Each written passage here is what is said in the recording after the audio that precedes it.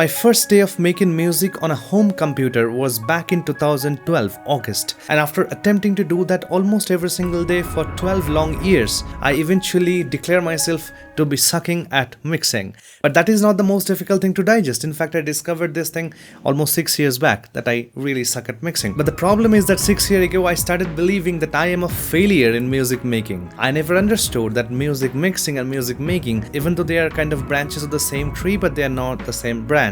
And if you are facing this, you are not convinced that you can become a good music producer, you probably are not very good at mixing, and therefore you have started self-doubting your production abilities, you should probably stop right now, because I'm going to talk about a couple of statistics that I've seen in my career happening with these own existence of mine that really sucks at mixing. I have in my bucket right now one web series that I have done the title song for, one web series that I have done the background score for. I right now have 2 films that I am working on as I am making this video, and there are more than 15 independent albums that I have worked on until this point.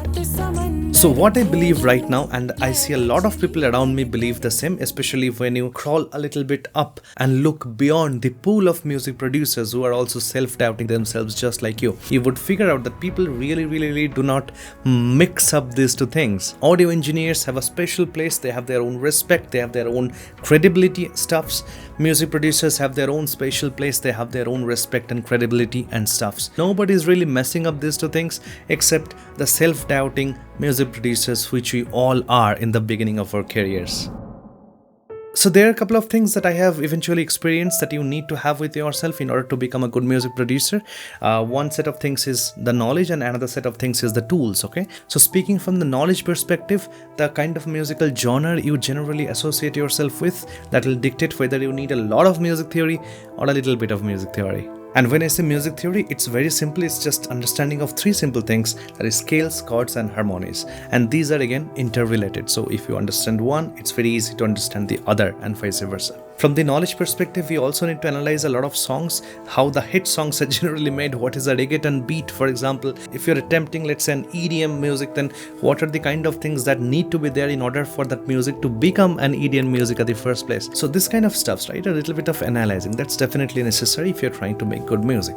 On the tools part, that is the second part, you would basically need to be very familiar with the DAW that you are using. If you're using Logic Pro, be familiar with Logic Pro. If you're using Acustica Mixcraft, be familiar with Acustica Mixcraft. Don't get into the debate of which DAW is the best, because we all know Logic Pro is the best.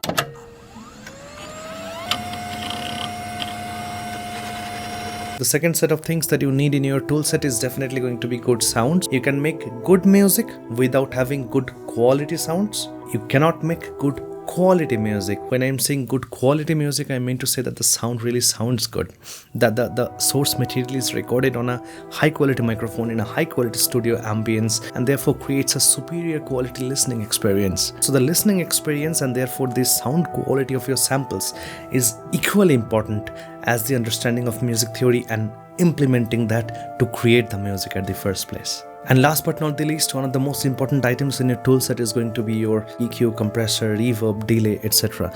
Now do not think that EQ, compression, reverb, delay are the things that are just to be used for mixing purposes. These tools are used in mixing, these tools are used in production. The use case of production of these tools is very different from the use case of the same tools in mixing. If you want to know more about these use case differences, check out the video on the screen, and thank you so much for sticking till this point. This is Abhyuday with Music Production Hub. If you liked the video, definitely put a like and write a comment below.